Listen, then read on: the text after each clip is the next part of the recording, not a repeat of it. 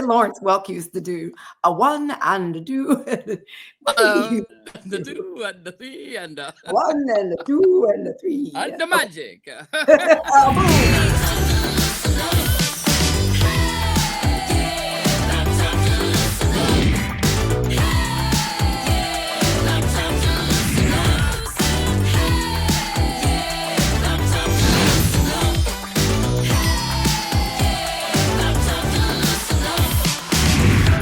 Hey, everybody. Welcome to Read This, Read That. I am Jackie Reed. And I'm Joyanne Reed. What's up, cousin? You know, this and that. I'm just here living my Black life, doing my Black job. Listen, In that's an all era we in can which that's all we can do, in an era in which we are no longer Black popular, according to the Listen. electorate. Every day is a new day. It's like with Trump in the White House, I'm just like, you know, on pins and needles as I try not to watch the news too much, but it's just like I am preparing myself for the chaos because every day it's like something and you're like, wait, what? And I don't even know why I'm shocked anymore. But Yeah. it is what it is, girl. Self-caring. I, of course, have my favorite non-alcoholic cocktail with my buzz Fabulous. drops. Your And I add your pretend high. Well, I have my real alcohol, which is my security. And so if you don't know what that is, you should listen to episode 1 last week, and then you'll know exactly what I'm drinking. Yes. Cheers. So do you mix it yourself, or is there somebody in the house? Do you have your husband or your kids or anybody mixing it for you? No, so Jason can make a really great drink. And sometimes when we do the show from home, he will have a drink like that he's mixing during the show that'll be like the surprise that I get after the show when I'm, so he'll do that on occasion. He'll come up with some like really interesting new drinks and he does that. But no, my security, I make myself. And I actually just over the weekend, well, not the weekend, over this past week was in New Orleans, one of my favorite cities, and discovered something called a fridge. I think it's fridge drink, where you actually pre-mix the drink, leave it in the fridge, and then it's always mixed and ready to go. And then you just pour it. You don't have to mix it. So I think I'm going to take like a big pitcher full of the drink, or like one of the drink, and you have it, and it's closed on the top so it doesn't lose its fizz. And you can pre-make the drink and have it always ready to go. I'm going to do that. I'm going to need that in the new year. Yeah. I love that. That's so like, 50s, Mother's Little Helper. Yeah.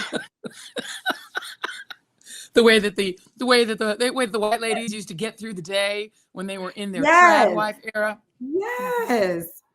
When they were waiting for the black maid to finish making dinner and cleaning the house, but yet they were somehow so stressed out. Girl, what I would love is how they would always have, like Doris Day, when she was in her different movies. I remember there was one movie called Pillow Talk, and she was a interior designer, and she had this apartment and had the nerve to have a maid with a 1-bedroom apartment. And it wasn't like she was living, but it was just like, okay. So Doris Day in her various movies seems like she would have that pre-made picture ready to go in the fridge, ready to go for her stressful day. I mean, because that's the thing that was so funny about the era that apparently the Make America Great Again folks want to go back to, is that women didn't work, white women didn't work. They had a maid, usually a black lady, who did all the actual work, but they were the ones drinking. Like, I'm like, well, why are you drinking? Why isn't the maid drinking? She's the one doing everything. She should be drinking, dealing with your bad kids. Your little bad kids weren't coming to you. They were going to her.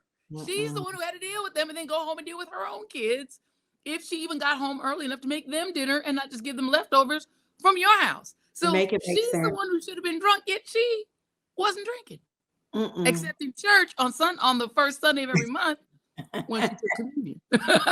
Well, what was interesting about Pillow Talk, which is one of my favorite movies. It's a great movie. I love a Doris Day movie. She had a white maid who was an alcoholic. Now that actually tracks.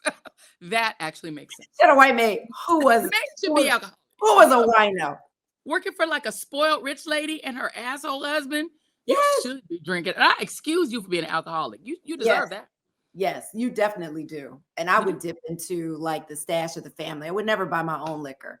I would Ever. definitely be drinking the vodka and adding water into the bottle slowly. There's a rhythm to it. There's a You do. rhythm. I admit that we did used to do that to my mom's liquor. I mean, and now, she's, God rest her Oh, girl, soul, I did Philomena would that. have that. Oh, she had a whole bar. Did And that when to my me and my parents' friends liquor. wanted to, oh, and when me and my friends wanted to sneak some liquor, and then we would pour some water in it. And like you said, sometimes we would overdo it. And then when she would throw a little party, the liquor would be so weak. And she never knew why. We were like, oh, that's so weird. What happened?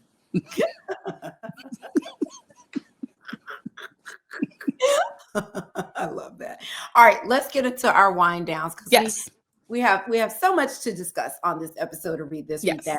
And I definitely want to start with you because I thought about this and I was like, I've been wanting you to talk about this since we decided to come back with the show. And that is, I want people to hear how you came to the hairstyle that you have now. Which I mean, I screamed I remember you called me before you debuted it and you sent me a screenshot and I was like, oh my God, this is amazing. I love it. I love it so much. But I just want to hear because girl, you've had some hairstyles I have over the years and, and I've loved them all. But this one I feel like is probably your favorite because we said she's free. She's free. I freed my mind by freeing my head. Yeah, it's interesting because I went through an era when the Crown Act finally passed in New York because you remember, every summer we normally braid our hair. That's just a thing we all do, especially because we're going to be traveling. You're going to deal with, you're going to with going in the water and all that stuff. So I would always braid my hair over the summer. But, you weren't allowed to wear braids on TV. That was just not a thing you could really do before the Crown Act. Yeah. And so I would plait my hair in the summer just like normal, and I would just do wigs. Once I finally broke down and became a wig girl, which I never wanted to do wigs. I always just had short, like a Halle Berry cut short hair. That was just my look forever and ever. But I always wanted to try two things. Long hair. I was like, I want to try like long hair, but my hair grows super slow. So I was like, I finally broke into wigs to do like a nice, long, lovely, luscious look. And, I wasn't a wig girl. I was like, let me try the wigs. And I did that. And then when the Crown Act passed, I was like, baby, I get to wear my hair braids on TV. Right. So I tried every braided style. I did all these amazing styles. And actually, it's interesting because Carmen, who was the woman who was doing my braid looks in DC, she actually is the person who used to do what's her name, Megan on The View. And people used to be like, there's a black hair. Those black styles she used to try to pull off. And I had the same hairdresser as her. Megan McCain on The View. Megan McCain. And so she used to do her hair and people used to be like, there's a black lady that's trying to send us messages through the TV. And it turns out it was Carmen. And she, did her, but she ended up doing my hair for a short time. And she would do all these like wild updos and all these different styles. So, I went through the braid phase. I went through the long hair wig phase, but I had always told Coco, who was my real hairstylist. Like been my hairstylist since about 2014. She was based in DC, and she used to do my hair like when I would be in DC for like Meet the Press and stuff.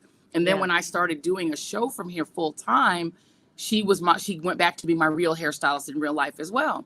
And I've been threatening to cut all my hair off for years. And she had been hearing this literally for years. I'm like, I'm gonna cut all my hair off and paint it blonde. And she was like, okay, because you always say it, but you never do it. I would threaten and threaten and threaten. And every time she would come near me with the scissors, I would say, no, don't do it. Let me just keep growing my hair, plaiting it and doing all these styles. So long story short, Coco then transitions back into being my real hairdresser, my real hairstylist on air and off air. And we had just been having this back and forth. So finally this spring, I would say in about April, she finally buzzed it all off.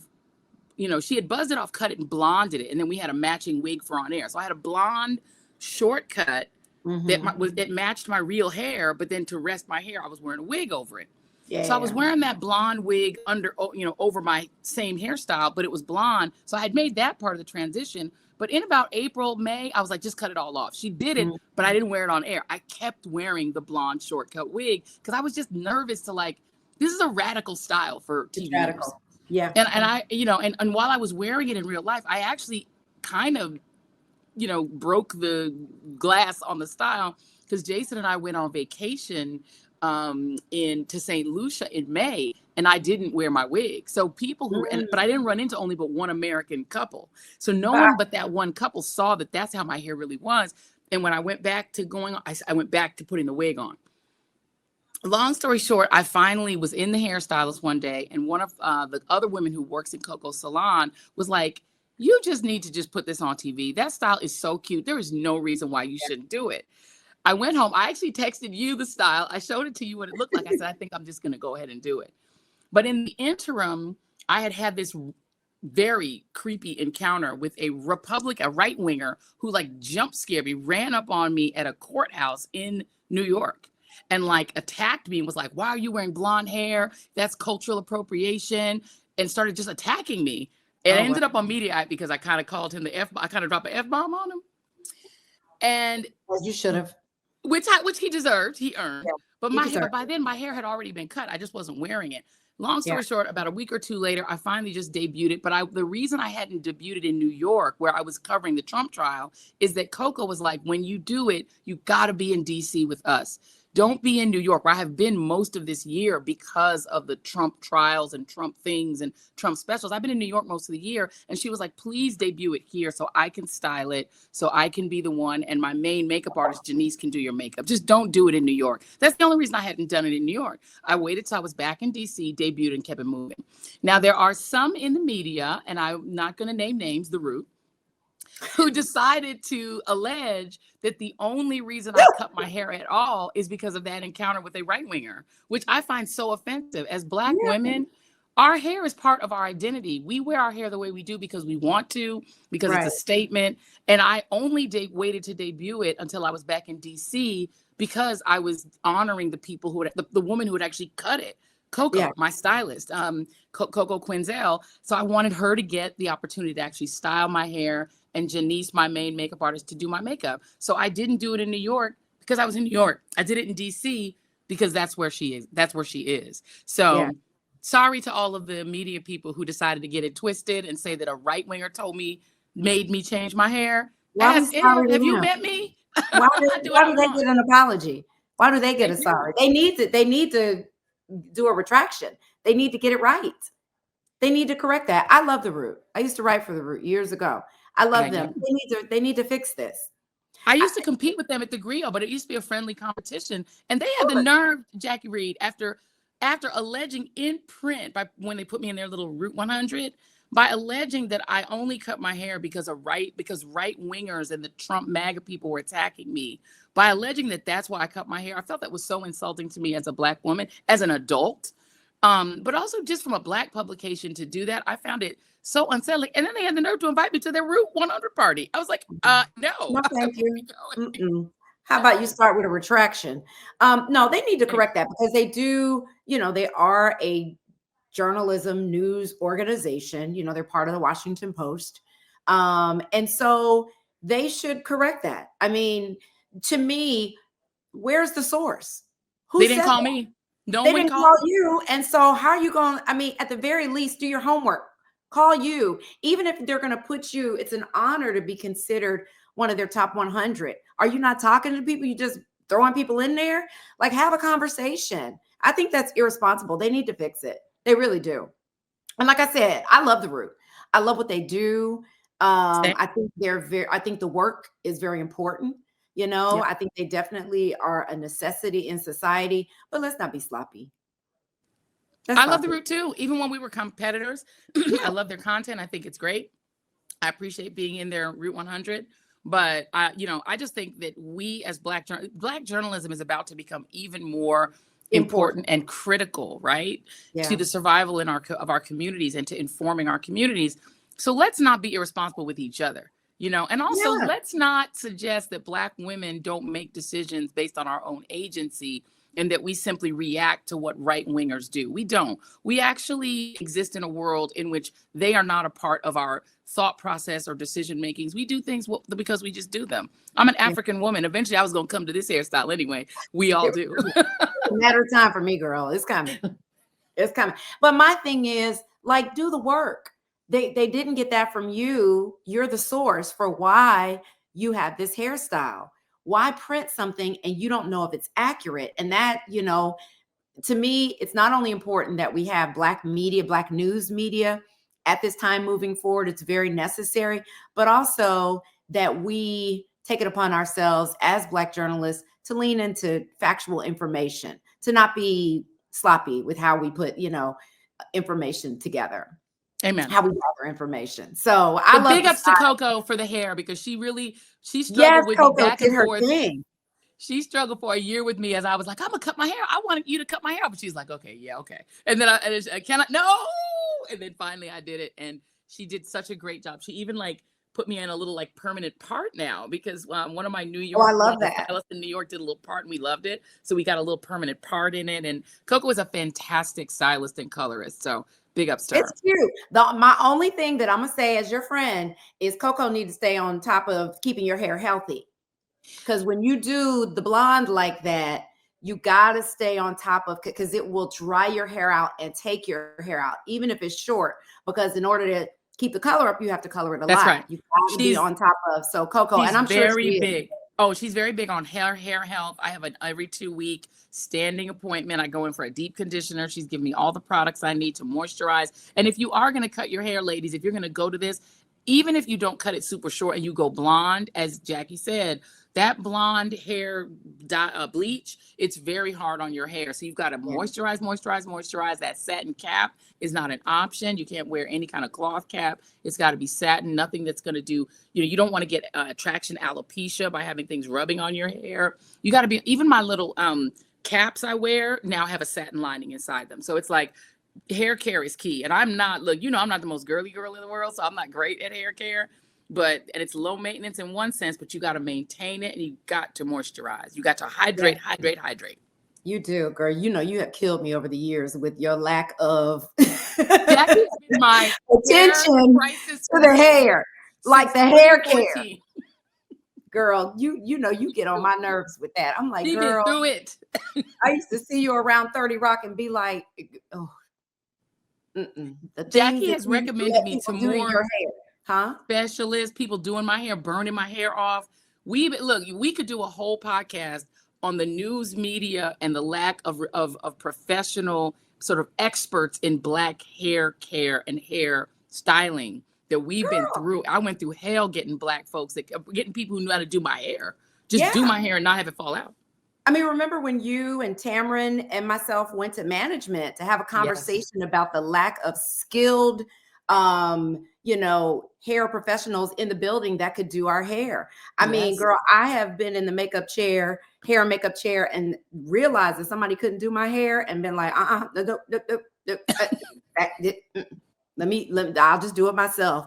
I'm not trying to make friends in there. I want to be friends, but I'm not. I think we have to really advocate for ourselves. And I be fussing at you because I'm too nice. I'm like, okay. You're like, girl, they burned out my hair. I'm like, how did that happen? Because I'm like, I'm too nice. You're too nice. I know. Oh my God. One day we're going to Freaky Friday and I'm going to switch with you. And girl, give me about 2-3 days. Everybody. Everybody. The dog, everybody going to be straight. I ain't going to name no more names except for Nala, the dog. But girl, give me 2 days in your body. Also, and everybody. You're going to come back and people going to be like, damn, Joy. They're going to be like, hiding when you walk down the hall to the office. You okay? I'll be like, what are you talking about? Oh, no, we just want to make sure you're okay. I know. You scared us yesterday. Did I? How? Okay, so my wind down is going to, you probably saw the title, and that is that I felt violated by, I attended the Clark Atlanta University homecoming. That's my alma mater. And Morehouse and Spelman's homecoming.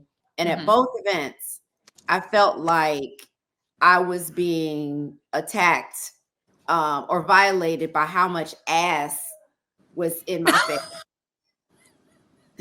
You said you were violated by ass. I was violated by all the ass, the butt cheeks. So much ass. The cheeks were a violation. There is this style that's been going on for a while by women women are wearing this, where it's these tennis skirts or really short mini skirts Mm-hmm. that are hiked up in the back enough where not when they bend down or lean over, but when they are standing straight up, you Ooh, can see their ass cheeks hanging out the cheeks are just hanging below the the cheeks are skirt. out. And I am like, why? Why? And let me say that I'm not one who wants to criticize women for expressing themselves in fashion or wearing what they want to wear, right? Absolutely. But Mm-hmm. but I feel like there's a time and a place for everything. If that were my daughter, I would not want her walking around on campus. Let's put it that way. Before Yeah. the feminists come for me and say, "How dare you?" I don't mind if somebody's in entertainment. If Beyonce is on the stage and she wears something like that, I don't mind that. That's entertainment, right? Or if you are going to a club and that's what you're going to wear. But homecoming, particularly an HBCU homecoming, is all about alumni coming back. It's about family. It's about gathering. People got their kids there so they can show them, inspire them for the future. A lot of us who are alum, we come back. It is a homecoming, literally. Yeah. Right? It's a gathering. And when you go to an HBCU, it's tight knit, right? It's not these, it's not a huge, campus with all these people. It's pretty small and intimate. Right. And it's a lovely thing. I have a problem with these girls wearing these skirts like that. Apparently your dog does too. Girl, my dog has an issue with it as well. He says no, too much ass. And dogs actually like to smell butts. So if the dog is upset, and dogs actually are in favor of smelling the butts. So if they're upset, you done dropped too much ass. Girl, the one thing about being in front of a window that's open is that my dog can see everything. Passes by. And my neighbor is walking her dog right now. Oh, and they're like, hey, did you hear about all the ass at the HBCUs? Hey, come over here. Let me tell you about it. Quiet, come here. Bernie said, if you want to smell butts, go to the homecoming. That's what he was telling him. He's letting them know, hey, I know where you can smell a butt at the homecoming. It's too much. And I mean, I know I probably sound like, I guess I'm officially an auntie.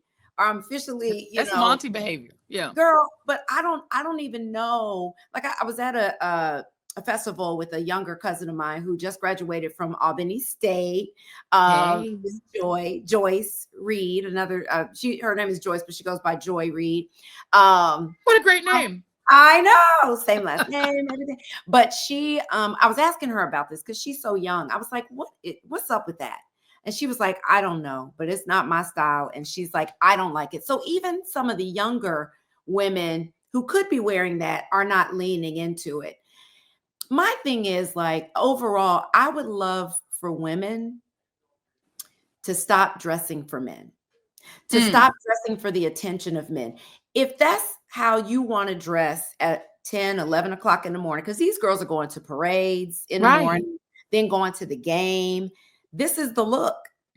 And I'm just like, how do you sit on the benches? Because see, I would have an issue with like my bare cheeks touching a bench that I'm not sure is super clean. It's gone. You taking home all the germs, child. All the germs. To your point, here's the issue that I see, especially now post this election, when the young men have decided to lean into your body, my choice. And when misogyny and misogynoir has become a really core part of the election strategy of one whole political party, and an effective one. And when the podcasts and the manosphere are literally leaning into the idea that women shouldn't even have the right to vote necessarily, that women are trash, that if they're not married housewives, they are nobody, if they don't have kids. And that whole ethos won.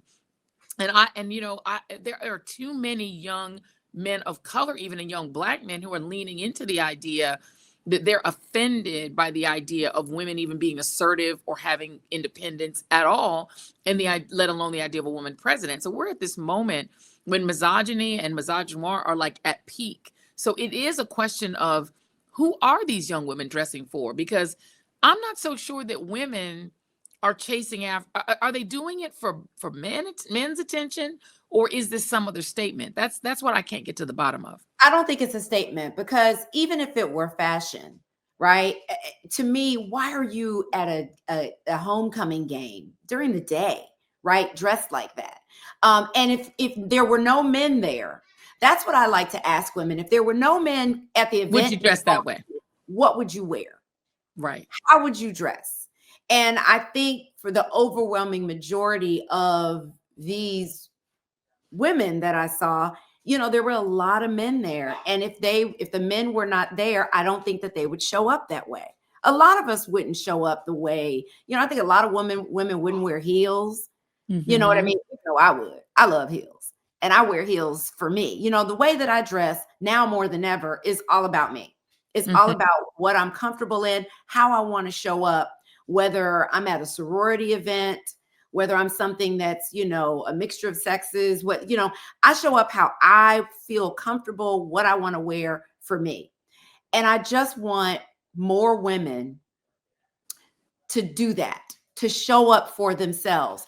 If you're showing up for yourself and you want your ass cheeks out like that, so that if, you're picking up every germ that's out there, then okay. Maybe the relationship they're trying to cultivate is with the germs. Have you thought about that, Jackie Reed?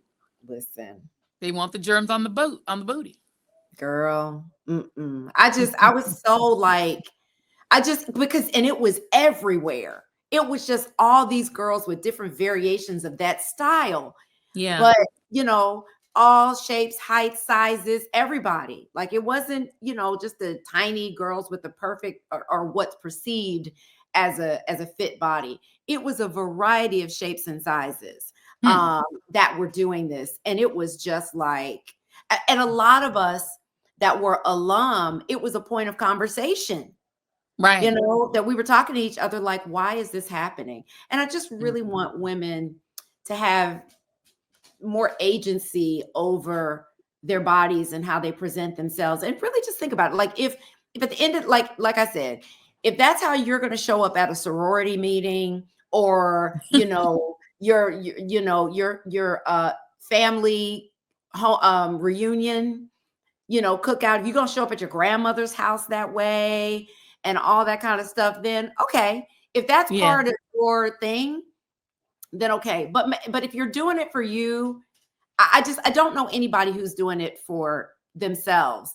I feel like they're doing it to get attention of men. And I love for young women to move on beyond that. Not that I'm saying we don't want to date and have relationships and marriage and all those things. I'm not against that, but I'm against so many women living so desperately in order to attract the attention of men. Yeah. And by the way, but I feel how I feel, and I have a right to feel this way. I think it's inappropriate and in certain situations. And men men are they're on a whole different level of misogyny right now. There's a whole way men are presenting themselves in some cases, not all, because a lot of brothers are stepping forward with the great love of Black women and hanging with us and strong for us. But yeah, just beware of what you might attract, because you may not like it. I think that is a good wind down, Jackie Reed. Yes, ma'am. Let's put the cheeks away. Let's put the butt cheeks away. I'm so over that style. Baby, talk to your kids. Talk to your friends. Let's put the butt cheeks up. Let's lower the skirt. If you show up to the family reunion, grandma gonna have a few words for you. She gonna have a few words for you. You're not gonna like them. I mean, it's the middle of the day with these chicks. I cannot. All right, now it's time for our Let's Talk segment, and we got some great topics for today, starting with people are leaving Twitter, including our own play cousin Joy Ann Reid, who I saw you announce it on your show, and then it became news after that. Even crazy ass Megyn Kelly was talking about it. I said that, not Joy Ann. She was talking about it on her show. She's obsessed with me. She is. I think she wants to be girlfriends. I think she wants to be that's not going to happen. No, I actually think she just gets a lot of clout attacking Black women, which is why we don't talk about her. We ignore. She's obsessed. Phaser But she sent to it. talked about it. The right wingers were out there going crazy that you and Don Lemon and other people made this declaration that you were leaving Twitter, and there were some other celebrities that did it as well. But I'm glad to see this. I think that it's important to say to people, though, I don't think you should delete your account. I think you should keep it so that somebody else can't grab your name. Oh, but yeah, that's what I think. Because I wouldn't want somebody. I just don't post on there at all. But Yeah. did you leave, or what did you do? So I had been doing that for a year. So about when the current present owner, Elon Musk, took over, I stopped posting and contributing content because his whole thing was to make Twitter the grand public square where Yeah. you now were going to have to face unmoderated content, meaning that all of the white supremacists were allowed back on, people who Yeah. use the N-word, hard R, people who are just racist, misogynistic, and I've been on Twitter in the era where they weren't really moderating content, and you got Nazis and and people who hate black people and getting called gorillas and getting called the N-word, all of that, and it eased after Jack, the previous owner, started, he hired a bunch of people to do some content moderation. And that was the thing that annoyed anti-vaxxers who were not allowed to put their anti-vaxxer stuff, people who wanted to post, Hunter Biden's naked pictures from his laptop. All of that wasn't allowed. And that's what they claim is election interference in 2020, that they weren't allowed to be as horrific and vile and extreme as they wanted on Twitter. So Elon Musk took over Twitter in order to let them back on. And he did. Yeah. And he did. Trump included, right? Trump included. Even though Trump actually didn't use it. He stayed on his own Truth Social, his own version of it, which is really kind of a pump and dump because people invested in it and they're going to lose all their money. But the reality is there was no value in being on Twitter anymore because, number one, he turned the blue check system from what it was, which is where you had to be a verified person, to being anyone could just buy a blue check. So now blue check's for everybody. Anybody who's willing to pay him $9.99 a month gets a blue check. So the blue check now meant nothing. And then, news organizations are living on there with Nazis. Like, why would we all be on there together? So I stopped posting at least a year ago, whenever he bought the site, but I still kept my account for the reason you said. I didn't want somebody taking @JoyanneReed and turning it into a porn site or something.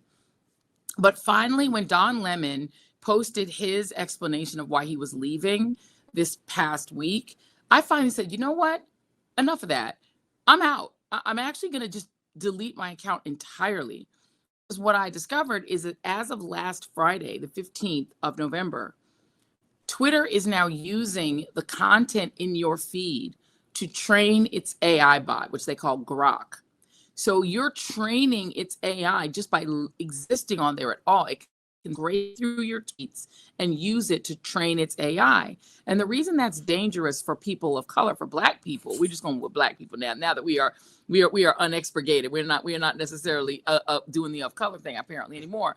But if you are a Black person, for instance, your tweets are going to be used to train AI to mimic the way Black people sound, their thoughts, their belief systems. Why do that? So to me, not only did I get off Twitter altogether, I started to download my archive. But number one, it takes days to get your archive. And number two, the only way to get your archive quickly is to pay Elon Musk for it. And I'm not paying him ever a dime. So I just decided, pull the trigger. I just got off totally, and also got our show account, The Readout, off as well. And we moved everything to Blue Sky. And I gave away 1.9 million followers. I mean, one of the reasons I stayed on is I have books to promote. I'm like, and my publisher and others were like, it's useful to have that 1.9 million followers.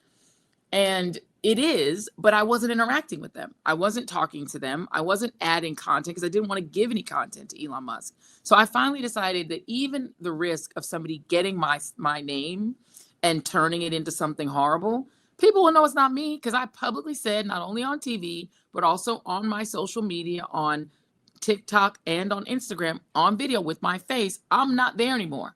So if you see any post, and I will say it on this podcast, if you see any post that says @JoyanneReed that pops up after today, that ain't me. And I'm happy to litigate that in court. So nobody better try to pretend to be me, because trust me, that ain't me. You're muted. Oop, Jackie's on mute. Jackie's on mute. Mute. Jackie Hey, is on mute. Beyonce.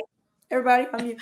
No, I was saying that I think that, I was reading something, and I don't know how true this is, how factual it is, but this woman was saying the same thing that I was. Don't delete your account. That She was my said, belief too. but delete your archive, to the point that you were making. She was like, go in, and she said it took her a long time to go in and just delete everything for the exact same reason that you're saying. But she did still keep her account. So I'm still trying to find it. I'm trying to figure it out. But what I do want us to lean into are, I know Blue Sky is out there, but also the Black owned, platforms out there like Fanbase and Spill, Spill, Kerry Washington. Black Planet still exists. Black Planet still exists. Does I still have an account. Oh my God. I had no idea. Yeah, and but Spoutable is also Black owned. Yes. So lean into, I know Kerry Washington is an investor in Spill. Isaac Hayes III is the one behind Fanbase. So I posted on my social media this week encouraging people to go, let's leave racist Twitter and let's go over there. Because one thing I think that as a people, Black people, that we need to get back to is coming together behind something that matters and learning how to boycott and leave something like we used to. We're so comfortable, myself included. I mean, I want to get off Amazon, but I'm not ready yet, right? Like the TV show we're going to talk about in a minute, Cross, is on Prime. I got to figure out how to get away. And there's such a convenience that comes with, being a Prime member on Amazon. But I want to break up with that. And, I think it's time that we really look at how we're living our lives. And it's time to get uncomfortable. It's time for us to get uncomfortable, like our ancestors did when they were, boycotting the Montgomery bus boycott. Come on. And they were uncomfortable for 360 days. We just have to get on the same page, and we have to figure out how to, if we could come together and organize as a people, we would be so powerful in this country. But I think starting with something like leaving Twitter is something that Black people need to do. Black Twitter made Twitter. Black Twitter made Twitter for free. So it's another instance in which we're building for free something that then exists that does not empower us and doesn't enrich us, and where we get the worst attacks. We're getting the most attacks on Twitter. So why are we there taking abuse just so we can post something funny to our friends? You can post something funny in your group chat. You can post something funny on TikTok. You can post something funny on Instagram. You can post something funny on Spill. Spill is actually built to be Black Twitter.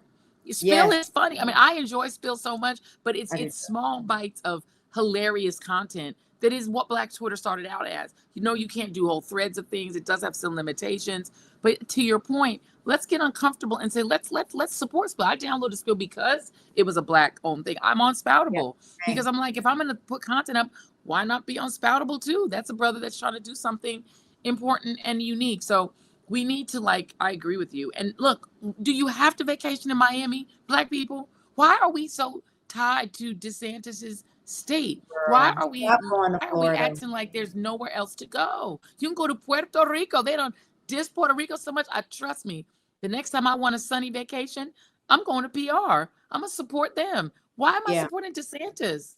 Why? Yeah.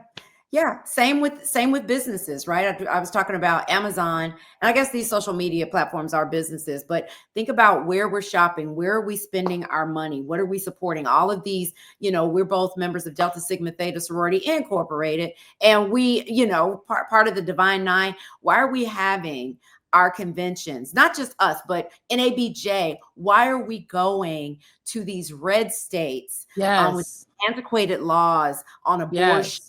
And voting rights and things like that. Why are we going to Illinois, Massachusetts, California? Why don't we do these things in Chicago? Support DC, which is 700,000 Black. Are. Come on. We just got to really think strategically and not, we have to figure it out. I mean, we're just, we're so spread out with how we think and how we live our lives. And I envy cultures that are able to, we're so creative and such a beautiful people. Don't get me wrong. I love us, but I just want us to get that piece right. We got to organize. Absolutely. We got to start standing for something and not being so caught up in our own day-to-day comfort, or, whatever's going on, the hardships of our day-to-day life, because life is hard for a lot of Yeah. us. A lot of times it's like, listen, I'm just trying to get from, point A to point B, Yeah. and not lose my job or keep my kids safe, or, all the things. But I feel like we got it, but that was the case years ago. That's it. And that was the case years ago. And so I think we got to figure out a way to be uncomfortable. So get your ass off Twitter. Get your Thank ass you. Get off there. If you want to post funny things, post them on Spell. It's just as good. Keep it moving. Next. I love that. Next, we're moving on. Moving Let's on. talk about white women and these blue bracelets. So I don't know how this started, but let me just say that there are some white women out there who want to let Black women in the world know that they didn't vote for Trump. And so, since so many white women did, the ones who want us to believe that they didn't are talking about 57% of them. blue. Oh, I I'm know sorry, 50. the handful of them that didn't want to wear these blue bracelets to let us know that they are indeed allies. And they've gotten some pushback on that from Black women and from some white women who are like, this is not how you do it. But my question, white men, there's some white men got in them too. oh yeah. Well, my question to you is, how do we tell white women how to be true allies? And I'm not talking about teaching them anything. It's a lot of the work that they should do on their own. But for those who are trying to lean in, they don't get it right all the time. I think about that that promo that a bunch of actors did after George Floyd's death with the, what was it? I can't remember, but The it was black like square. the black square was one, but there was one where they made this video of I am you, I see you, or something. I can't remember what it was. Forgive me, but it didn't go over well. It's like a promo video. No. But a lot of Black women are probably hearing this and saying, no, they're good. We're good. Don't worry about it. We got this. But I feel that, we've never been able to do this alone. And I get it. I get Black women deserve an opportunity to process the results of this election, especially after we showed up the way that we did, and just the disrespect that we face across the country on a regular basis. It's tough. And we're hurt, we're mad, but I wonder, are we at the point where we're just like, okay, white ladies, just leave us alone? And I don't think that we should be. I think maybe it's too soon for this conversation. I appreciate the effort of the blue bracelet. I really do. Mm-hmm. I think it was the wrong thing to do, but I appreciate that there's an effort to say, hey, we want to stand with you. It wasn't all of us. But I do feel like they need to do the work amongst themselves. I feel like they need to talk to fellow white women, and that, but that's part of, how they can be allies. If any white women are listening to this and they're like, well, what do we do? I think you need to talk to your fellow white women. I think when you gather, at the various events and, things that you do, that you need to, talk to each other, because they know the women, their cousins, their friends, their coworkers who voted for Trump. Yeah. And I mean, the reality is, if we're being fair, at least according to the exit polls, 57% of college educated white women voted with us. 57%, that's almost 6 in 10. That's almost the same percentage of white men that voted the other way. So the problem is, if you just look at the data, white women with college degrees voted almost 60-40 our way. But white women without college degrees voted a full 60-40 the other way, and they came in larger numbers. So white women with college degrees got outvoted, not only by white women without college degrees, but also by white men without college degrees who voted like 70-30 Trump, and by white men with college degrees who voted about 50-50. They split down the middle, so they were neutral. So white women with college degrees they stood out as the only cohort of white people who voted majority Kamala Harris. That's actually a win, in the sense that that's movement. Because remember, Barack Obama did not win white women with college degrees. Barack Obama did not win white young voters. He didn't win white, what then would have been millennials. He didn't win white 18 to 29-year-olds. He didn't win white 30-year-olds. He didn't win white nobody. Barack Obama did not win a single cohort of white people. The only reason he won the election is a super surge of turnout of Black and brown voters who voted overwhelmingly for him. He won 80-20 among non-white voters and like 97% of Black women and like 90% of Black men. The only reason he was able to win is that all the other people voted in such huge numbers that they offset white people. In this case, white people voted in a super surge. There has not been this high a turnout among white voters since Obama. They came out in numbers, man. They came out to definitively put Donald Trump back in. That was what happened in this election. People want to get it twisted. Hispanics, they canceled each other out. What the Hispanic women voted 60-40, voted 55-45 Harris. Hispanic men voted like 55-45 Trump, and they canceled each other out. So Black men, it was still 20% that voted for Trump, but that's the same as 2020. It didn't change. So what changed was that white voters came out they upped their percentage of the electorate to 71%, and they were very determined to put Trump in. So let's just remember the narrative that we're getting wrong here to try to blame Brown, to try to put this on. It's almost as if white people are not proud of Trump. Because all of the Brian Stelters and all of the data guys are rushing out to try to put Trump on brown and Black people and say, no, it's really brown and Black people why he's in, and take the onus off of the one group that voted in a majority for Trump, and that's white people. His electorate was overwhelmingly white. So let's just be clear that, okay, but white women with college degrees stood alone among white people to vote for Kamala Harris. So white women with college degrees are the ones texting you. They're the ones coming forward and saying, can we put the blue bracelet on? They're the ones who want to show we're not with them. We're with you. And so the question is, you're right. What do they do? Talk to their people, get more white women to go to college. Apparently going to college makes you more liberal, which is why they want to kill college and kill DEI and kill affirmative action, which helps white women the most. But I feel I think what white women... Oh, go ahead. I'm sorry. Go ahead. Finish. No, I was just going to say what white women can do to help is recognize that you are, besides Black people, the prime target of this movement. This movement wants to put white women back in the kitchen more than anything in the world. It wants to put women, period, back in the kitchen, which is why it attracts some Black and brown men. So white women need to recognize that they're on the menu. Yeah, that they're being targeted. Just recognize that. That would help. Go on. Yeah, no. And I would add to that, I think what else they need to do, what I would like to see white women do, in addition to blue bracelets, if that's what you want to do. I don't think that that's very effective, but I feel like they see what's happening with us. They see the microaggressions at work, right? They see how we're mistreated. They see police brutality targeting Black and brown people the way that it does. They see, Black women dying disproportionately from a variety of, health issues and various things. They see what's happening, because if they had an opportunity to trade places with us, we've seen time and time again, they would not do it. That means they see what is happening with us. My thing is, use your voice.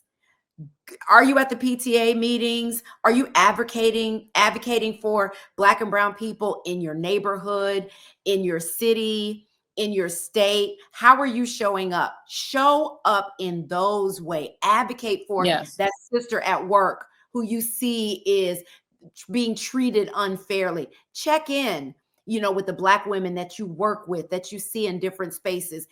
Use your voice, right? Use the power that you have to advocate for us in a bigger way. That's how I would like to see them show up for us and really be allies. Like, put the work in, put yourself on the line. And a lot of them some money on the bracelet. Do that. Huh? Save some money on the bracelets. You're just making some Etsy person rich. Stop. I can't. Okay. Next, let's talk topic is, I know as much as you want to stay in 2024, 2025 is coming, Joyanne, and so is the inauguration of, him, Are we gonna say his name? We gotta stop saying his name on the show. It's coming. And I think of our sister Chrisette Michelle, who years ago made the horrible decision Horrible. to perform at this man's inauguration. And I wonder, A, who do we think is going to show up and perform? And B, should they be canceled? I'm gonna say the B part, yes, they should be canceled. I'm still mad at Timberland and Swiss Beats for doing the deal that they did with Elon Musk. And I am waiting on the press release saying they stepped away from this deal. Because that whole, listen, like Don't I go said, perform. you gotta get All I can say comfortable. is Black women are 38 hot about this election. If you want Black women to support you and buy your products, buy your music, and not break up with their boyfriends and husbands, if they buy your music or support, don't go over there. And if 50 Cent seemed like he will be tempted more, brother, don't do it. It ain't worth it. Don't for him. Don't go shake your ass for him. First of all, it's gonna be Dr. King Day. It's gonna be King Day. The inauguration is on the same day as MLK Day. So if you in there, if you show up there, I'm just telling you, Black performers, if you show up there, you are making a statement, and everyone will hear that statement and they will read it as they want to read it. That's all I'm gonna say. I'm not your publicist, but I'm just telling you. Y'all know each other. Call up Chrisette Michelle, ask her, because she regretted that so much, and she took a lot of heat. Don't show up. Don't do it. Let Chris Rock have that. Let Hulk Hogan have that. Chris Rock, you not Chris Rock. You mean Kid Rock. I'm sorry, not Chris Rock. Kid Rock. Let Kid Rock. Right. Lord have mercy. Wait, here's what's so interesting. What Black man has he put in his cabinet?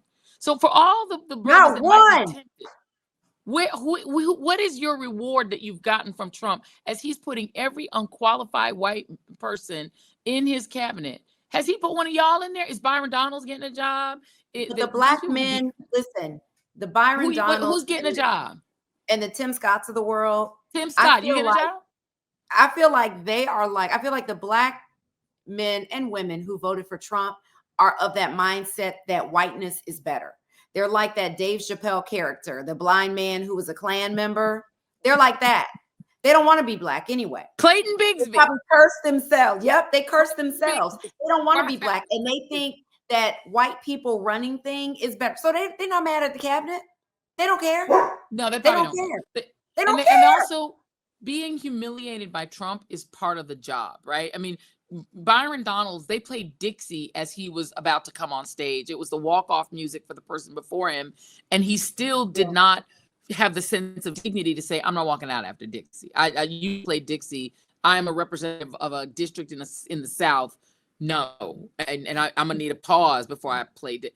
Nope, he walked right out. So I mean, he let a white man that had advocated to bring back hanging and maybe lynching, or some white guy, we don't know exactly who rubbed his head, but he let a white man rub his head. He's an adult, like he's a little boy. So they don't mind being humiliated. So I get that. But I'm just saying, those of you who are not already in the Byron Donalds lane, where they don't mind being humiliated, and look, to his credit, he does not mind. He clearly does not mind. Tim Scott is fine with grinning and doing the most wild sort of 1940s redux for Trump. He clearly does not mind. But I can't tell you what to do. I'm just saying, if you got that invitation, they would never invite me. But if you got that invitation, seriously think about your base. Like, who is your base? And do you want to risk that for Trump? Because he would never risk anything for you. He owes you nothing, and he does not have converse loyalty. He expects your loyalty, but he doesn't give you loyalty. So he isn't going to help you and save you if you lose a big chunk of your fan base. He won't do anything for you, and his sons, they won't care about you. So I just think people should really think very seriously. And I think also, Cousin Jackie Reed, on King Day, those church services, those pastors need to think about, are you putting him on the pulpit? Is that what you're doing? Are you going to let him come in there and say the same line they always say about Dr. King? as he's dismantling the Department of Education, Yeah. dismantling the teaching of accurate history, putting Confederate names back on military bases, and having federal stop and frisk, increasing the death penalty, all of which he's promised to do. He wants to bring back the firing squad. He's going to have federal stop and frisk. They're going to enact Project 2025, which is going to mean increased mass incarceration of people. He thinks there are Black jobs. What does he mean by that? They're going to get rid of the people who pick the food in the fields and have access to prison labor to replace them. We are disproportionately the people who are prison labor. If you think if you want to rep that on King Day. But see, I think it's a whole different mentality with these, with the Black people that voted for him, or Black people that, to me, if you're performing, you voted for him. That's what that means to me. You voted for him. But I feel like I was saying earlier, they don't care about these things. They really don't. They don't care that there's all, white people and no Black people in there. I mean, there's some, Hispanic and, Indian people in his appointments and things that are upcoming, but there are no Black people. And I don't think that they care. No, clearly not. They care. I don't care. I don't think they care about any of these things. And I hope Ray J does not perform, because he's. But I mean, if Ray J performs, does anyone really notice that? I mean, what hits is he going to do? I mean, the reality is he doesn't have A-list stars. So I think the A-list stars are the ones who have to really make a decision, because he's going to want A-list stars. Like Trump's whole thing is humiliating the people who have been the most against him. So he's going to ask Queen Latifah, because she did a video saying vote for Kamala Harris. He's going to want Beyonce because she gave the song to Kamala Harris. He's going to want the people who've been he's going to demand Bruce Springsteen take the knee. He's not satisfied with Kid Rock and Amber Rose, because they're not A-list celebrities. He's gonna want Taylor Swift, and he wanted her in 2016. He wants especially if they've been critical of him, he's gonna demand that they come together by taking the knee and performing for him. Trust me, he's gonna try to get those stars. I don't think that those stars are gonna do it. Who I think will do it are people who like to remain in the middle. They don't want to talk about politics. The Michael Jordans of entertainment. Yeah. Yeah. Those are the people who probably are going to say, you know what, maybe I should do this. I predict that this time around that there are going to be some people that are going to surprise us. Like, wow. It's not going to just be the Kid Rocks and the Dean Canes or whatever talent he has. Yeah. Or, Ray J and people like that. I think it's going to be some more people that are going to surprise us, that are going to show up.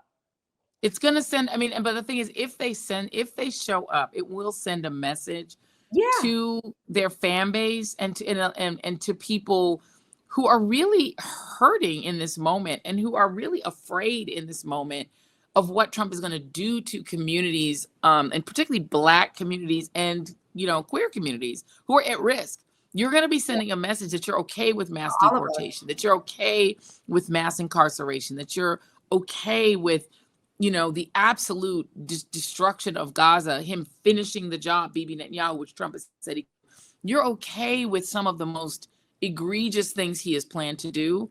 And if you that and stand for that as an artist, I don't know what to say about you, and I don't know what to tell you.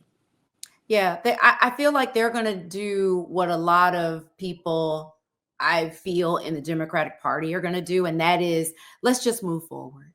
Let's come together. You know what I mean? Just like this whole, what I saw with Biden this week, meeting with Trump and kikiing up and all, like it infuriated me. It's like everything this man represents. Like, to me, you can have a smooth transition of power, but you can also have some pettiness behind it. You don't have to show up for that stuff. You know what? Inauguration, don't go. I mean, yes, have a spine, for God's sake. You don't have to do that. Like, I feel like the Democratic Party, more than anything, lacks a lot of authenticity. Like, how do you really feel? Right? To be, to go to these events, to have this transition, have him at the White House, and you're shaking hands after what this man said, what he plans to do to this nation. January 6th, years ago, trying to overthrow the government. He's a racist. He's a liar. He's trying to tear down democracy. And you want to sit and shake hands with him so we can just move forward. I feel like there are going to be a lot of celebrities that are like, you know what? I wish him well because I love this country and I want us just to move forward. I want him to do well because it means the country is going to do it. Like, I've heard that, from some entertainers and, social media influencers who are just like, they were Team Kamala, but now they're like, let's just move on. I feel like there are going to be more celebrities that are going to lean into this and therefore show up at that doggone inauguration. But if they do, girl, I'm a Susan Sarandon them, and I won't see a movie with that woman. I won't see none of her work. None of it. She and them daggone Bernie people. Oh, don't get me started. That's just me. That ain't Joanne. No comment. That's just me. No. That's just me. And my drink is done, so I really can't comment anymore. No comment. That's just me. So we'll see, and we'll definitely, talk about it. But that should be a day we all wear black. Should all wear black on Inauguration Day. And they go, wait a minute. What am I saying? We gonna celebrate, Martin Luther the King on that day, and that's what we need to lean into. And just King Day. Inauguration is not happening. Okay. Last but not least, you were out and about this week. I was cute as ever at the premiere for Cross, the new TV show on Prime. We were talking about that in a little bit, which is amazing. And I want to kind of put out there what we should be supporting. And I feel like right now we need to, support all things sane Black people. And Aldous Hodge is just amazing. I binged the entire series on Friday night. It was incredible. It's so good. And also Isaiah Mustafa, who plays his best friend, is the guy from the commercial where he used to say, I'm on a horse. Commercials. I'm on a horse. And he's a fantastic actor, and he's really good. It's a great cast. It's a fabulous cast. I'm going to read you all some of the other names. Melody Hurd is in it. Stacey Greenwell. We got to do some of the other names. The guy who plays the bad guy's name is Ryan Eggold. There's the gorgeous Samantha Walks. Samantha Walks, if I could describe her, she gives like Cameron Hall, but an actress. Like, she's gorgeous. Like, she actually might be the most beautiful woman I've seen. She's super sweet and Guyanese. Who does she play? She plays Elle. She plays the love interest. She plays Aldous Hodge's love interest, who's his the woman that with the super short hair. Yeah. Oh, she's so adorable. Yeah. Adorable. And it's such a great mystery. It's got like murder mystery mixed with like tragedy, and it's about, in a lot of ways, Black men finding their center psychologically and emotionally and looking for self-care and trying to help other brothers find emotional self-care, because the best friend, who's played by Isaiah Mustafa, is trying to get this brother help because Aldous Hodge needs help. He needs like psychiatric help, psychological therapy. He's trying to and I love their friendship. I do. Yes. I love the vulnerability that they show on air. Yes. And you're right. It's like this show has everything. It's such great writing. It's superb, brilliantly written. People may remember the character Alex Cross comes from one of my favorite writers, James Patterson. I love his books. Yes. You can just escape in his books. And so, Morgan Freeman played this character years ago. He did. And then Tyler Perry did a movie as Alex Cross. And they've got this TV series. And it's a completely different take because Alex Cross has never been this fine. And by the way, I love Morgan Freeman and I love Tyler Perry. But baby, I've done 2 forums for the Cross series because my good friend Lachelle is the chief poobah publicist over it at Prime. And Aldous is first of all, he is the nicest, most hilarious, wonderful guy, and his mama is the sweetest. When your mama is amazing, There's nothing wrong with you. He was Uh-huh. well raised. His mom is awesome. And she came to the Comic-Con. We did a Comic-Con premiere and I interviewed like the whole cast. They were all sitting on the stage. And afterwards, the mama was just hugged her baby and was giving him so much love. And she was so proud. And I mean, it's a great, the Hodge family are everything. So if you want to watch it, support the mama. And her boy is, he acts his ass off. It's so good. It's so good. So good. Binge And worthy. that guy, Ryan Eggo from excellent. You will hate him in a good way. good. He was a part of the TV show. He was Tom on The Blacklist, who I loved on The Blacklist. And I'm trying to remember the show he was on about the hospital in New York. He was the lead character on that. He's so amazing. And when I saw him and realized he was the bad guy, I was like, not my Tom. I loved him so much on The Blacklist. I was like, not my Tommy. Why? But he was so, it's so well done and dark and twisty, but in a good way. I mean, there was, I couldn't go to bed Friday. I was like, let me watch the first episode. I binged the entire season. I was up until like a little bit after 2 a.m. on Friday because it was just that good. And I'm like, I'm like, well, damn, it's rolling over anyway. Come on, let's keep going. Let's keep watching. I'm a binger too. Watch the entire thing, and it is worth it. Oh, I'm sorry. I can tell you there will be a season 2. Yes? It has been confirmed. There will be a season 2. And it's absolutely fantastic. And you definitely want to watch it. And it's a brother who's the showrunner, who's the nicest guy in the world. We should be supporting it because there are not too many shows, even with Black cast, that are a Black showrunner. And this brother has been in the game and doing such great work. So please support Cross. It's excellent.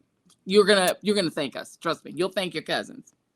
Oh my God. It's so good. Like I said, I've watched it. It is amazing. I also want to talk about Albany Road, which came out this weekend, the weekend of November 15th, starring Lynn Whitfield, Renee Elise Goldsberry, the Gary Dourdan. There's so many great people starring in this. It's a family drama. Please support it. It's in movie theaters. Let's go see that. Let's support projects by us, for us.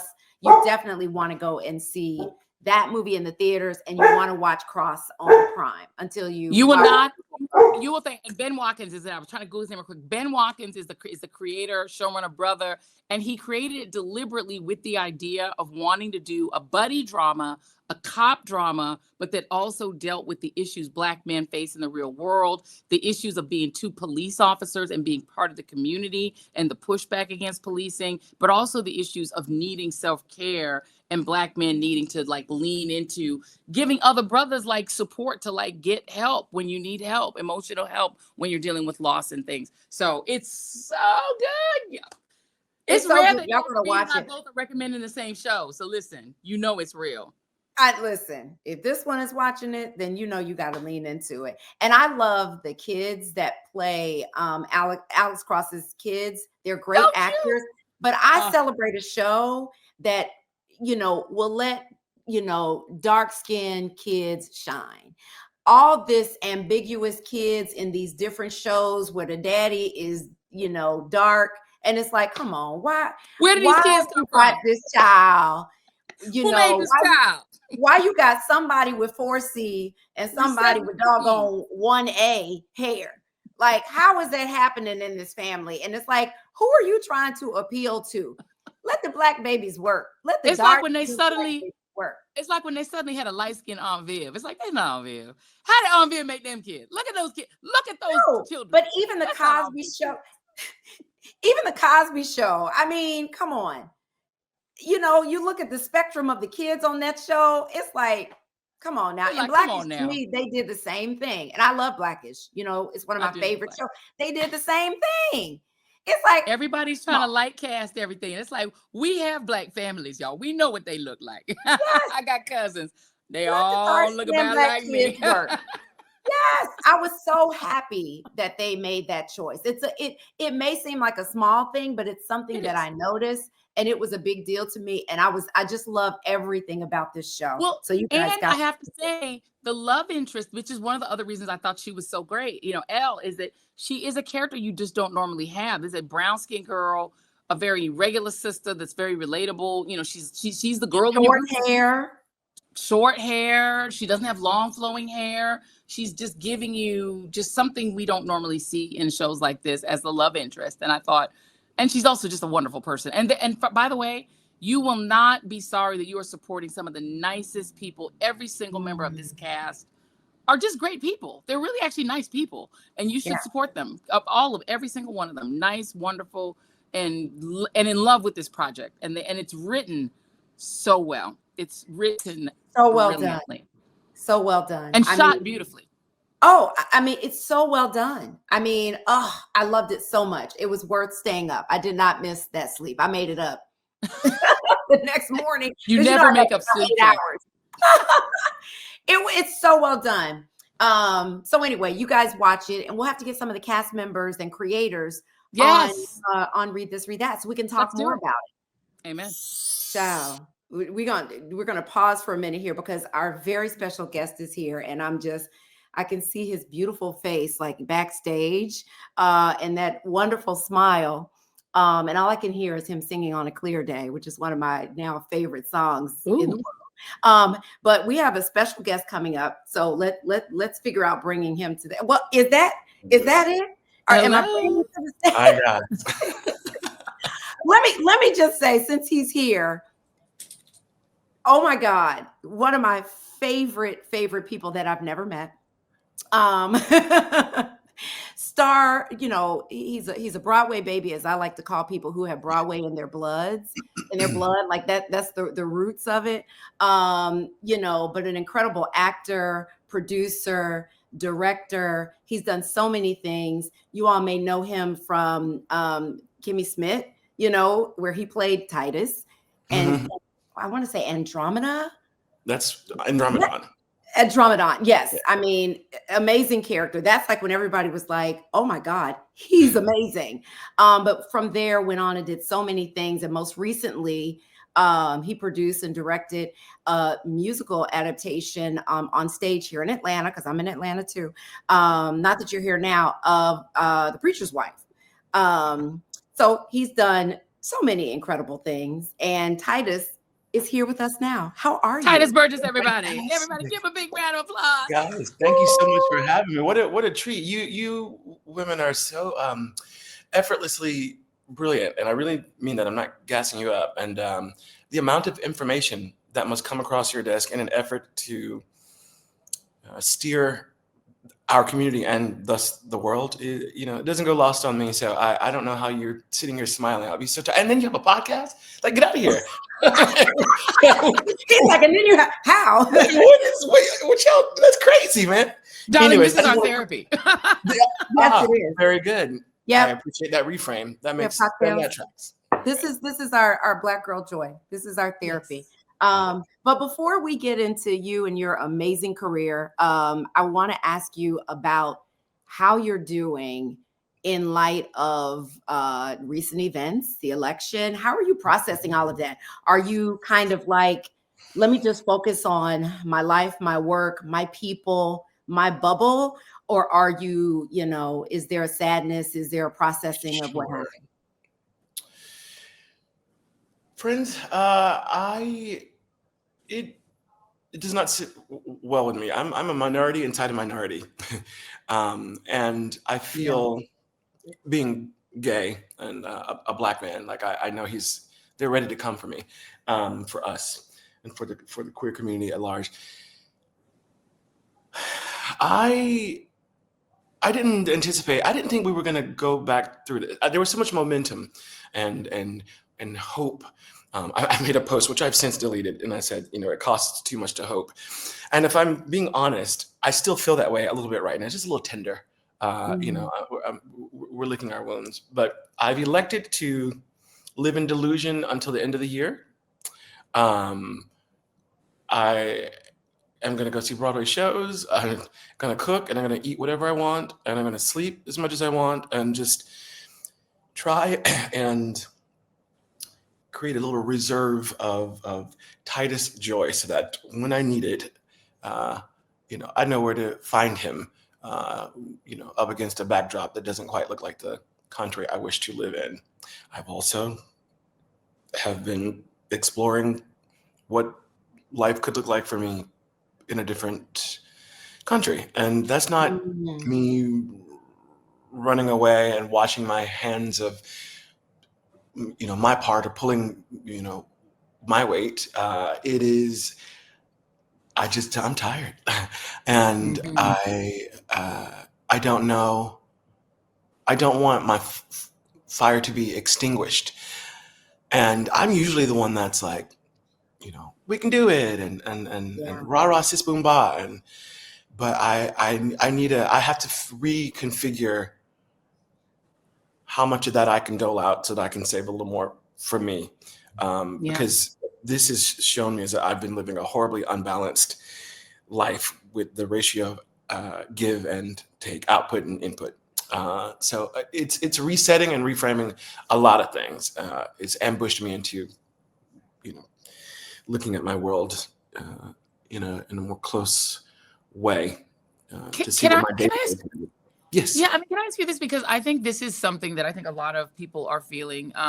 The kind of realization of how many people, the whole slogan of the Kamala Harris campaign became "We're not going back."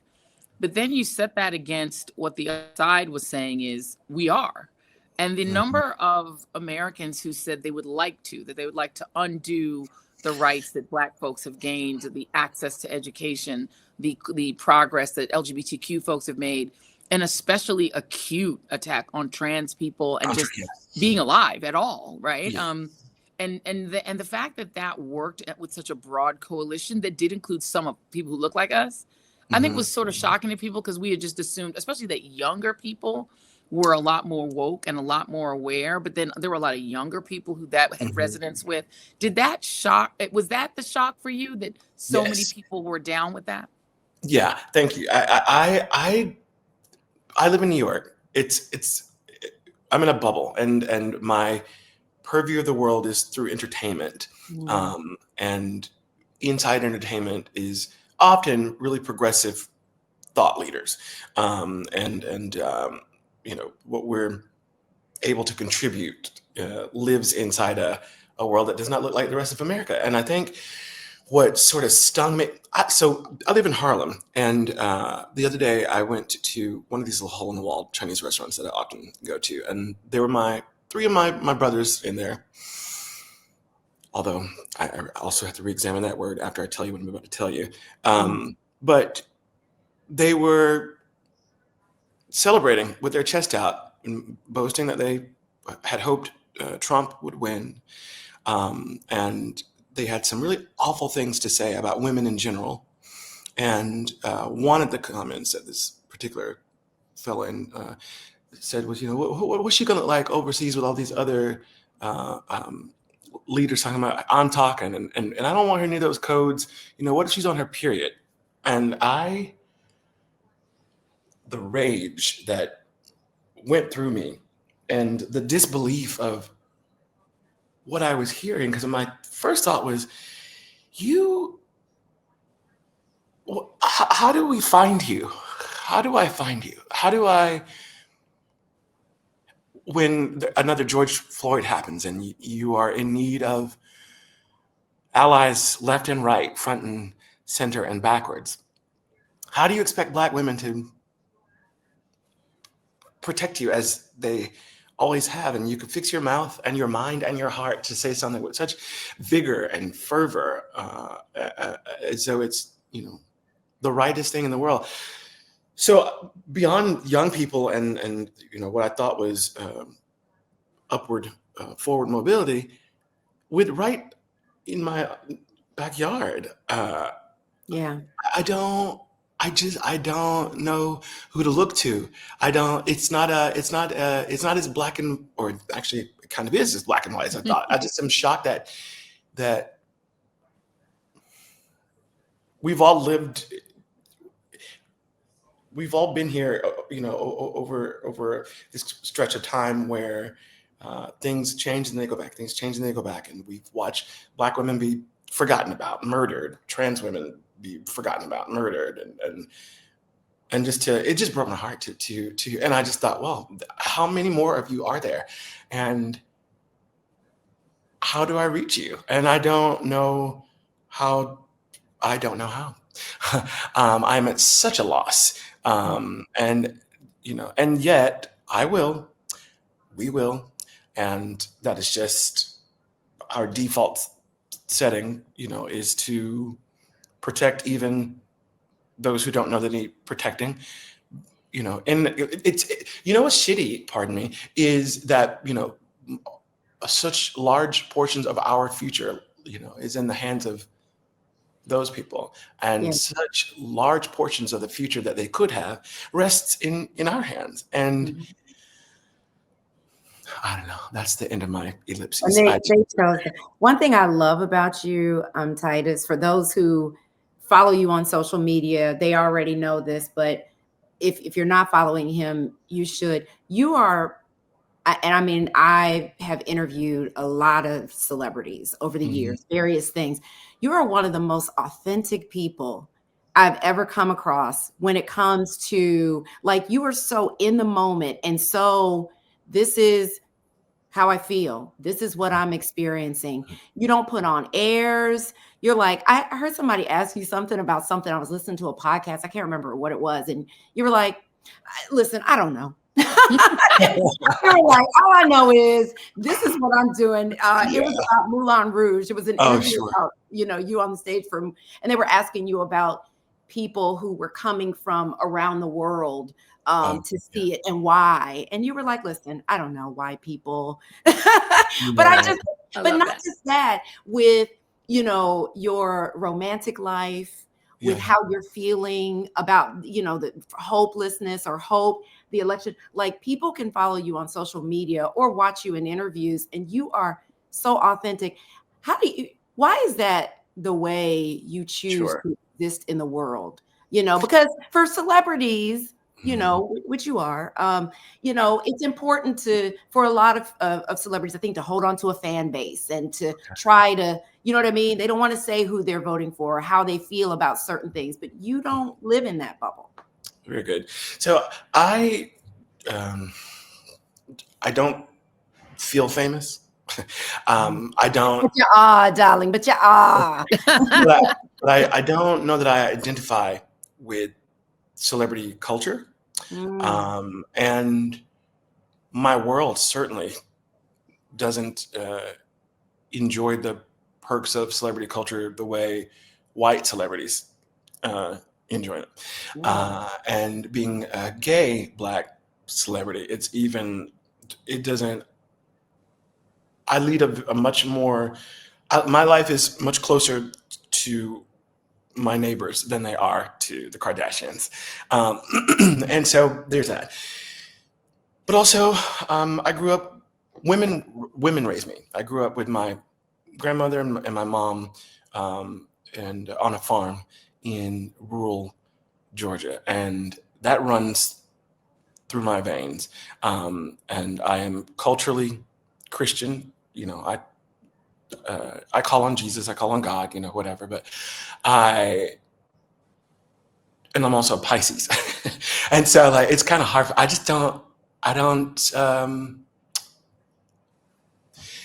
When people came to know me on Kimmy Schmidt, it created this bizarre, I started to experience this barrier. Like, I couldn't, when I would meet people, they thought they were meeting someone else. And so I found myself having to create language to dismantle how I received them or how they received me so that they could receive me. And I just, there's enough fluff. Also, I find it exhausting to pretend to be something that you're not. And I'm an actor. What I want to go around pretending all goddamn day for it? Like, Right. But it's so refreshing, right? To encounter someone like you who is that way. It really is refreshing, in my opinion. Can I just say that you just touched on one of the things that, and I think we have to try to find at least some good in the bad things that have happened, maybe because my name is Joy and I feel that's required of my identity. But one of the good things that I think did come out of this election process is I saw something that I did not even see during the Obama era in the Black church. The Black church actually stepped forward in a way that I thought was very impressive. I was listening to pastors of big mega churches in Atlanta, in Detroit, in Philly, coming out not just for Vice President Harris and saying that her vision was good, but giving a full-throated embrace to the LGBT community. Like, people were using the language of no matter what your color, your race, who you love, how you step out in the world, how you live. Like, this is a language that has now become standard inside the Black mega church. I mean, we saw pastors who were considered conservative pastors come forward in a way that I feel like the election has reunited Black Christians. Because, you know, those of us who are in the sort of red letter Christian world were not in the same world in many ways as the right wing Black Christian world. And I feel like we are much more united now. Do you perceive that as well? Maybe not much. Maybe we are more united now. He gonna tell you the truth now. Let me tell you. I feel that Black Christians and thought leaders have access to unifying language more than I feel we are united. So I appreciate the thought of, you know, or spoken inclusivity, but you know, love is an action, and it's hard for me to decipher how united we are. Nothing's really, there hasn't been a thing yet to show me that you mean what you say. I belong to Middle Collegiate Church. Dr. Jackie Lewis is my pastor, and I know her. She's you wonderful. know Dr. Lewis. I do. Jackie's that's my sister. She is my North Star, and I don't quite know. I definitely see now. She leads a church that is very progressive and open-minded, and you know, she preaches, you know, heaven's going to look like this. You know, it's not going to, whatever your perception of heaven is and wherever you think it is. And I've been a part of it for about 20 years now. And to think that, you know, at 11 a.m. Around the world that many churches don't look like mine, it blows my mind. It's sad even, but I don't know how much stock I can put into that. I also don't look to it. Yeah, I don't need it. I don't need it. I haven't needed it for a while. I have my own direct line with Source, and you know, and honestly, God is trans at the very least. If God is, I mean, come on, like a shapeshifter. You know, if God is in you, if God is in you, and God is in me, then they are many things. So I just, you know, I go to the Church of Titus, and I go to Middle Collegiate Church, and I try and lead by example. I don't get it right all the time, but you know, so when they look to me, you know, they are seeing God. They are seeing God's love and God, and also, you know, what is it? You know, the Spirit of the Lord does not dwell in an unclean place, and there's no reason in the world that I should have had the career that I've had, or if all of those things are true that are in the good book. But I think my life is exemplary of what a God will do in spite of who you are, to show others who they are. So, Yeah. I don't know. I love that. As an actor, I mean, I talked in the beginning, you do so many things. You're such a creative, multi-hyphenate, but I wonder, when you're acting, or I guess with everything, when you're producing, when you're directing, when you're doing all the things, when you're singing. And I did not direct The Preacher's Wife. You didn't? I bought the rights, and I wrote the music and the lyrics. Yeah. Okay. Do you direct though? I do direct, but Michael Arden and Tinashe Jesse Bolden, the artistic director of the Alliance Theater, directed my production. I love that. I love that. Well, you do all the things. Yes. And I wonder, with the state of the world, you know, when there are things going on in the world in your life, how that portrays itself through your art, how that, you know, shows up in characters, music, you know, or do you separate the two? I don't know how you can, but I, you Yeah, know, I mean, if anyone tells you that they can do that, they're lying. That's not true. You, I've all, communication is communication. Whether I'm making you dinner, making a grocery list, combing your hair, having a conversation, or performing a monologue, the this channel of information is all the same. I have to appeal uh, to the part of you um, that will understand this on the most basic level, right? No matter how sophisticated what I'm presenting to you may be. And when and on days where you aren't feeling as dropped in or tapped in as you would like, given the myriad of things that are going on in the world, it is hard to access that thing that I know how to do on default, that thing that I know how to do naturally. But I bring it with me. You have to. You don't leave it. I think there are Mhm. other a unique set of tools rests inside your greatest fatigue, because you have to call on something else, subscribe to something else to get you across and to the finish line and over the finish line.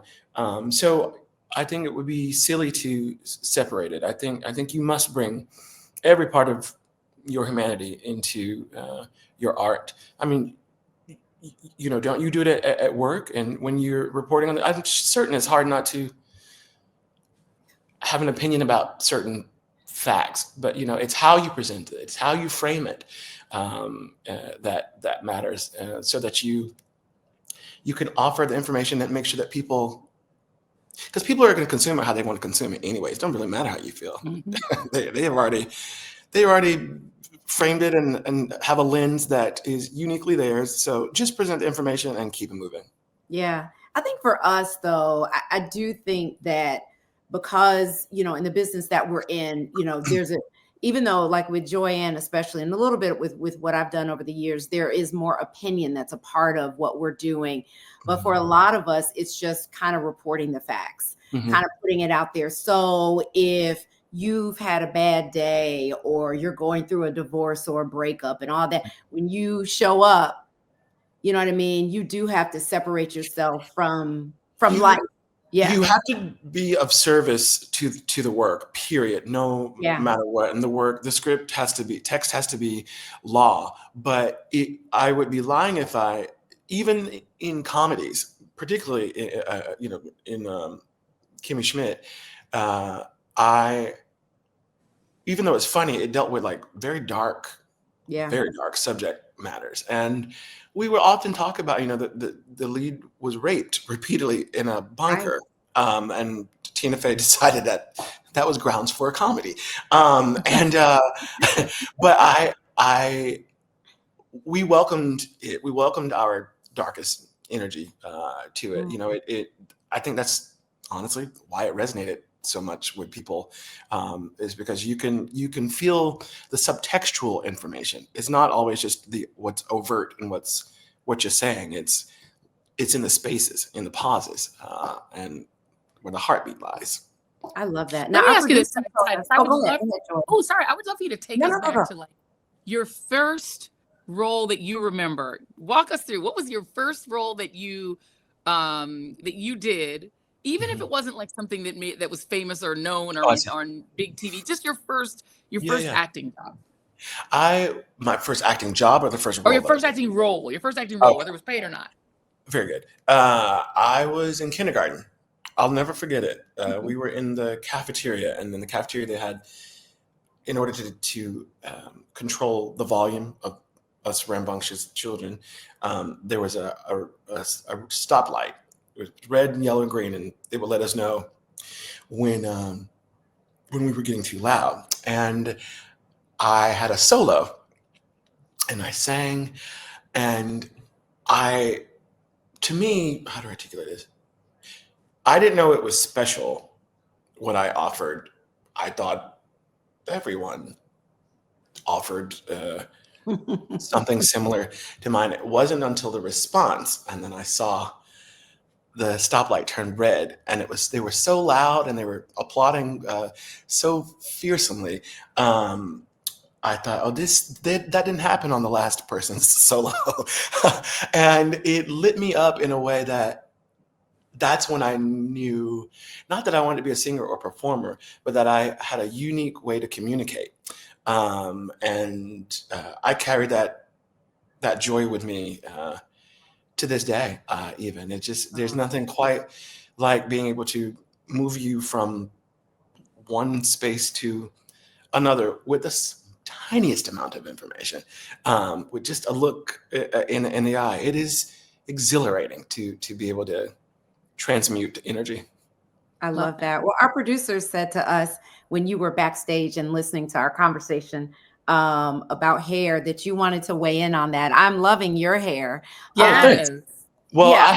I haven't had this hair on set, so I'm curious. Well, and also I'll probably have to undo the whole thing when I go back to work. But it is challenging to find capable. I generally find people, and then I call the producers and I say, "This is who you have to hire if you're gonna have me come do this role for you. Otherwise, I won't do it." And I know that sounds pretty dramatic and like I'm taking one for the team, but no, it doesn't. It sounds like what we all have to do when we working too, my brother. This is the way it has to work. Yeah, it just is, you know, and not to condone ignorance, but time out for you should have known better. It's just like, here's what it's going to be, so we can just keep it moving. This is what you got to do. This is how you do it. This is who you call. We are our last line of defense. Amen. Cheers. First and last. Yeah. Cheers. Right on. I love it. Oh, I love that he has a. What you drinking, Titus? What's in that glass? Tequila and orange juice. I love that he brought a cocktail. I love it. You knew your assignment. You understood it. Yes, baby. So you're in New York. But you're from Georgia. Where in Georgia are you from? I'm from Athens, Georgia. Oh, okay. Yep. Okay. Fabulous. I love that. University of Georgia land. That's where I went to school. I love that. I love that. Well, where can we find you? What should we, I know you have so many animated projects. There's so many things you're working on. What should we be leaning into? How can we support what you're doing? Well, I just, Spellbound, I'm a part of, starring opposite Nathan Lane. On Netflix? Rachel Ziegler's in it, Nicole Kidman, Javier Bardem, Jennifer Lewis, and Jonathan Lithgow. And that premieres on Netflix on the 22nd of this month. So you can catch that. It's a beautiful film about, it's a fairy tale that sort of re-examines what family is supposed to look like. And not all families look the same. And it's a lovely parable that allows parents to be their flawed human self. And we watch, you know, a child parent parents. And that is often, you know, how my youth looked. And my mom was a single parent for a very long time. And I just, you know, we haven't had language that was represented on camera like that in an animated fairy tale. So this is kind of the first of its kind. So you can catch that on the 22nd. Okay. And then a whole slew of stuff next year, but I don't feel like talking about me anymore. I know next year is not happening until literally January 1st. We will not acknowledge that next year is going to occur. We're not. Because you know what? Maybe God will step in and it won't. How about that? Oh, God. Come on now. Let me lay hands on that. Lay hands on the screen and say, hey, yeah, come on, Jesus. Oh, my goodness. Titus Burgess, thank you so much for gracing us with pleasure. your presence. It has been an absolute pleasure to have you on Read This, Read That. Thank you so much. Thank you, guys. I love Thank this. you, cousin. Okay, everybody. Well, that does it for this episode of Read This, Read That. We thank you so much for joining us. And thank you to Titus Burgess, our amazing guest who we love. Please follow him on social media and support all that he does. He's really an authentic brother. I just love him. I love his energy. I love how grounded he is in who he is. You know, we love him. And please don't forget to like and support Read This, Read That. You can just look right down there. You can hit that like button and please share this episode. Tell a friend, tell a friend, tell a friend. And please follow us on Instagram at Read This, Read That. On YouTube, you can subscribe right now. Subscribe to Read This, Read That on YouTube. And you can also subscribe to us on the Substack. You can subscribe to us everywhere, because why would you want more Read This, Read That? Yes, leave comments. Let us know, what you want to hear, what you like. Just give us some love. We appreciate that. And be sure to tune in to the Readout every Monday through Friday at 7 p.m. like I do. I'm there watching it, watching my beautiful, brilliant cousin just navigate the world, child, navigate and help us process what is going on in the world. We appreciate you. So you guys, as we talk about supporting, let's make sure we support Joy. And we're going to launch a Blue Sky. We're going to make sure we get on Blue Sky. Please follow us both on Blue Sky. Follow us on Instagram. And you can, of course, follow my brilliant cousin, sister, Sora, friend Jackie Reed at Vegan Sexy Cool if you don't want to eat actual food. If you want to eat like grass. Unbelievable. Shots fired. Shots fired. Shots fired. No, really. Also, Vegan Sexy Cool has amazing fashion, amazing fun. It's vegan, it's sexy, and it's also cool. So follow Vegan Sexy Cool, the Jackie Reed Experience, and follow us everywhere that we are on socials. I'm also at Joy Reid Official on TikTok and Joy Ann Reed at Instagram and Blue Sky. So follow me everywhere. All right, you guys. Thank you. We got another episode in the Let me put up my faux leather collar. Got another episode in the books. No animals were harmed here. Your fake drink that's not really alcohol and your faux leather collar. We love you, Jackie Reed. If you weren't real, we'd have to invent you. You got to. Just an original, which is why I want them girls to stop wearing them short ass skirts. Get your booty off the seat. Get your booty off the seat. That's a song. Get your booty off the seat. Put your booty up. Off the bench. Get your booty off the bench. Get your booty off the bench. Get your booty off the bench. It's got germs. Okay. Bye. Bye.